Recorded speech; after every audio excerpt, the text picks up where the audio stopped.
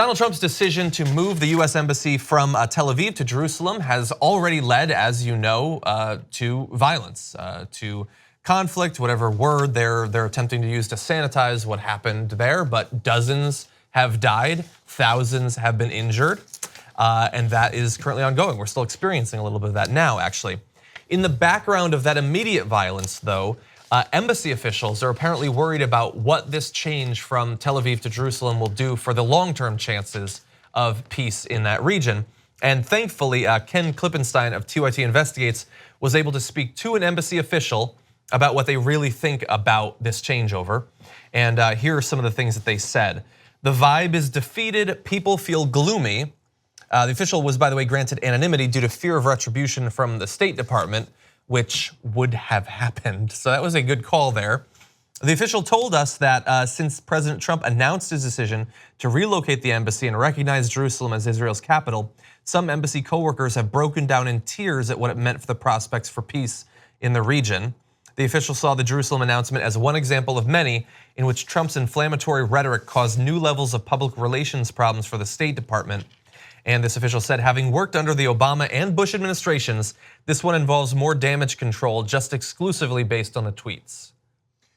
So there is, of course, an effort by the Trump administration to make it seem like everybody's thrilled that we're moving the embassy to Jerusalem. Obviously, the world is not thrilled. And then there were the protests in Gaza and then the massacre that ensued.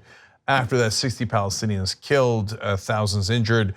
The UN called it outrageous human rights violations on the part of Israel. And so, but our embassy workers and people who work at the State Department are diplomats. So their job is to try to bring forward peace and to have better relationships with the United States and the rest of the world.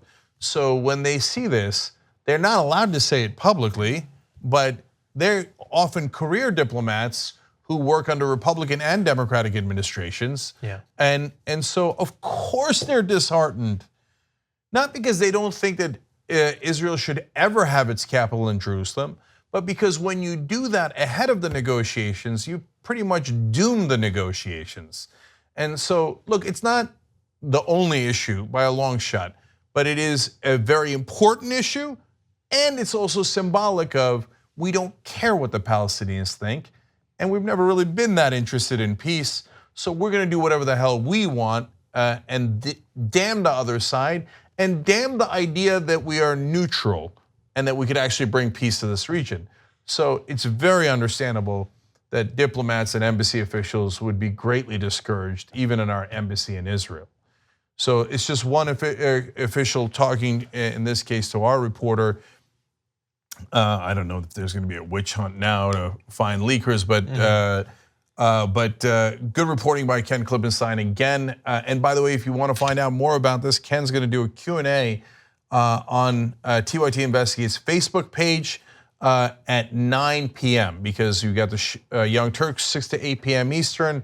Then you've got Rebel headquarters, and then you've got the post game for the members here, and then after that, go straight to facebook.com/TYT Investigates, and Ken will do a Q&A about this story that he broke for TYT. So everybody check that out as well. Two easy ways to follow the Young Turks. One is hit the subscribe button down below, then you're a TYT subscriber. And second is ring the bell. And when you do that on YouTube, you're notified of our videos.